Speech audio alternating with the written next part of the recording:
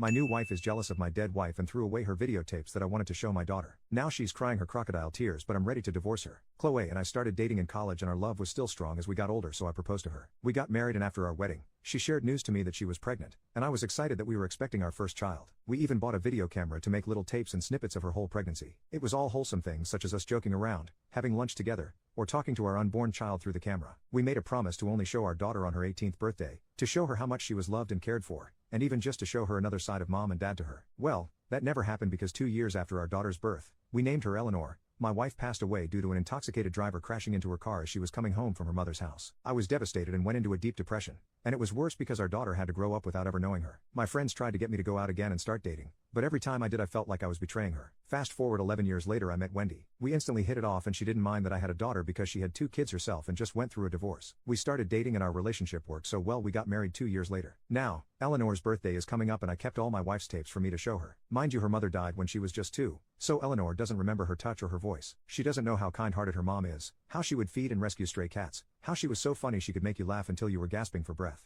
But I knew that once she saw these tapes, she would understand what her mother was like. I was excited to keep my late wife's wish and I was talking about it to Wendy, when I noticed her expression going from happy to looking a bit uncomfortable. It wasn't anything new. Wendy would always get uncomfortable when I talked about Chloe. I've never said things like, "Why can't you be like Chloe?" or "Chloe was supposed to be my only love," but I talk about her to my daughter to give her a mental picture of what her mother was like, or even when she just asks me to talk about her. But Wendy has said that she could never be like Chloe. Chloe was a model, then started working on her fashion career, while Wendy claims she's not in the best shape because she had 2 kids in college. I love both women how they are and I've never had a preference, but I didn't like that she felt insecure, especially when I only ever brought up Chloe when Eleanor asked about her. And it's not like it's a crime for a daughter to want to know what her mother was like. Still, I comfort Wendy whenever she brings up these insecurities, and that day was no different. She broke down crying and I told her I love her just the way she was. The next day after that incident she came up to me and apologized for the way she acted last night. I told her it was okay and it's good that she felt comfortable enough to share her feelings, and I gave her a tight hug and a kiss on her forehead. She asked to see where the tapes were and I showed her the box of videotapes in my closet. She thanked me for showing her and everything was fine until the next morning. I wanted to put the tapes in a prettier box, but when I went to find them, the box wasn't in my closet. I looked everywhere and eventually went downstairs to look for it, and saw my wife laying on the couch watching TV. I asked her about the box and with a straight face she admitted she threw it away. My heart dropped and I asked her what she meant. She just said I talk about my ex-wife too much and I need to move on with my life, so she threw them away as a head start. I was fuming with anger because not only did she throw away what I had left of her, she threw away my daughter's big surprise. I told her I had moved on, but even if I hadn't, she had no right to do that. She had just thrown away a huge part of my life that I would never get back. And what's even worse is that my daughter would never get to see what her mom was like. She ruined everything. When I said that, she started apologizing, but sorry wasn't going to fix anything. I just went to my bedroom and locked myself in there while I cried all night. The next morning when I had calmed down a bit,